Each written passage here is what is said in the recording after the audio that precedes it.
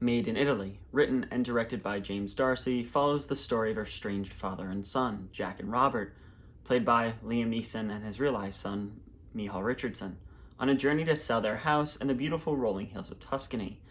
However, the likelihood of that house being sold, with its lack of owner's care for the estate, and the underlying emotions that led to its dilapidation, are slim to none.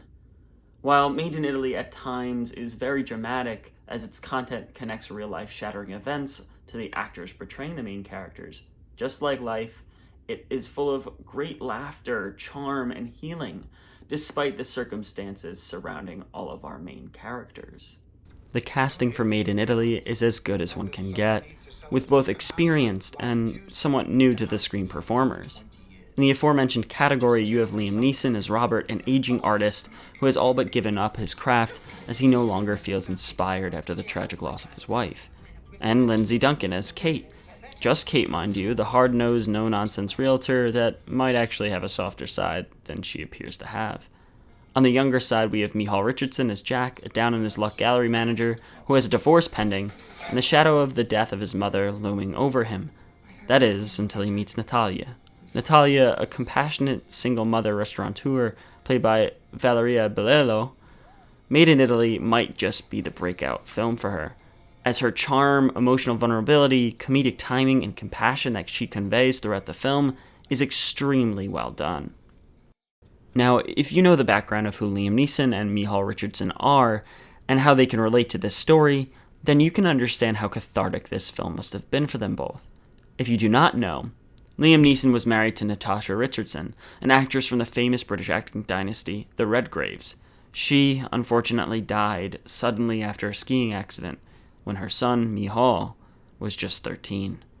These real-life moments, while not the direct inspirations for the story of the film, enable both Neeson and Richardson the room to explore the feelings they still must be feeling today. And in some scenes, I really felt this pain in a way that no other medium could convey. Grief, self-blame, emotional abandon, and the avoidance of hard truths are all prevalent throughout Made in Italy, despite the film being labeled as a father-son comedy. And don't get me wrong, there are a lot of funny moments in this. There's a great hentai joke, it was just so unexpected. But what it says about toxic masculinity is what really men should come away with from the film. As men, we bottle up our emotions until we are ready to burst, as we have this idea where we must be strong and hold up a false idea of what a man should be or how he should act in certain situations. In this day and age, we as men need to confront our emotions and the situations that bring them on in order for us to grow, and for those around us to be able to have more beneficial and emotionally healthy relationships.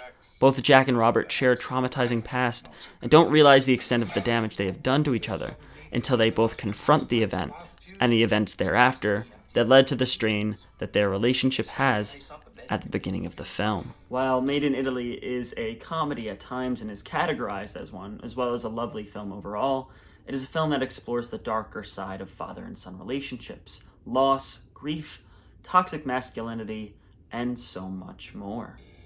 Thank you for watching this video, and don't forget to subscribe and like it. There is going to be an announcement on here very, very soon. I'm so excited for you guys to hear about this new project I'm working on. Thank you.